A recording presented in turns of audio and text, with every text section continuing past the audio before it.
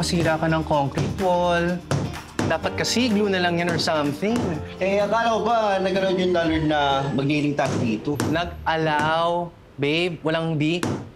Oo nga, pero mahal pag nakasira tayo. Tandaan mo, rental lang to. Tsaka mo nagawin yung mga mga interior design fantasies natin kapag may sariling bahay na tayo. Ow! Ay, ano nangyari? Patingin. Sabi na carefully. Patingin nga. Upo tayo. Yan, ayun tuloy, oh. Ay, naku. Tinan mo tuloy, may sugat ka. Sabi ko na nga ba, dapat nag-hire na lang tayo ng laborers, eh. Tinan mo, saktan ka pa tuloy. Sus, ikaw nga nagsabi na magtitipid na tayo. Olap na nga ng pera natin. Pinandown natin dito. Ay, sorry na, babe. Basta promise, kapag ako yumaman sa pagiging virtual assistant, naku, agad-agad lilipat tayo sa mas maganda, mas malaki at sarili nating place. Uy, tsaka ano ka ba? Swerte tayo dito, ha? Mura na. At malapit pa sa office mo. Okay lang yan, Big Gavin. Yasa naman sa bahay na ang talas-talas ang tingin sa akin. Kulang na lang ipanobena ako gabi-gabi. Nakakapagod. Pagod na ako magpanggap na totoong ako. Ay, nako, true! Alam mo, babe, ang importante, slowly, tutupad na yung mga pangarap natin. Para ngayon, di ba? Oh, nauna na to. Live na tayo sa isang bubong. Nasusunod na dyan yung iba natin mga pangarap. Yung magkaroon ka ng aso.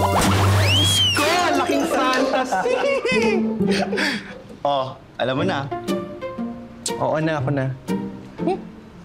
Lagyan mo band-aid. Oh, di ba? Blooming na ang apartment. Ganda. Ay, nako.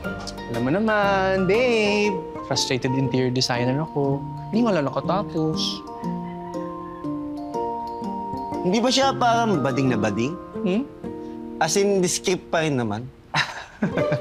Ang cute-cute mo. Discreet, babe. Hindi naman.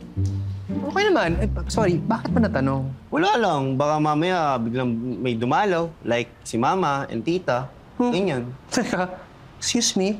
Papadalawin mo dito yung nanay at tita mo kasama nung buong Rosary Club niya. Baka naman sumabog yung mga kaluluwa lang dito, Diyos ko. Siyempre hindi. Ano ka ba? Eh sila Kuya Gab mo at Kuya Gary. Hindi ba sila biglang dadalaw para i-check yung bunso nila? Ay, kung dadalaw man sila, hanggang dyan lang sila sa may pintuan. Ay, grabe. O, diba? Ang ganda nito. Gusto ko, magkabit tayo ng projector dito. Tapos, babe, gusto ko ng screen doon para pwede manood ng movies. Tapos may coffee nook. And pwede tayo mag-adopt ng pet, dog or cat. Ay. Di ba, cat ang gusto mo? Alam mo, gusto ko talaga sa lugar na to. Alam mo yung very peaceful, ang tahimik.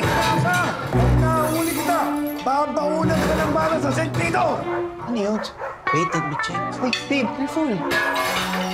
Shhh! Napakawala niya mo! Wala kayong ginawa nito kundi mamerwisyo! Ay, Pag nahuli kita, pupulpusin kita!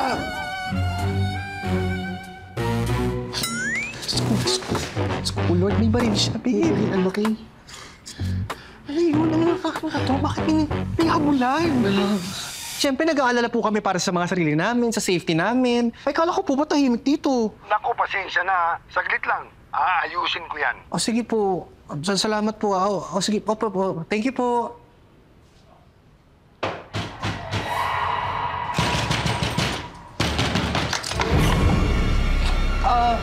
Wala po akong ginagawang masama. Sandali. Ikaw ba yung nagsumbong na may kaguluhan dito kagabi? Ha? Ha? Po?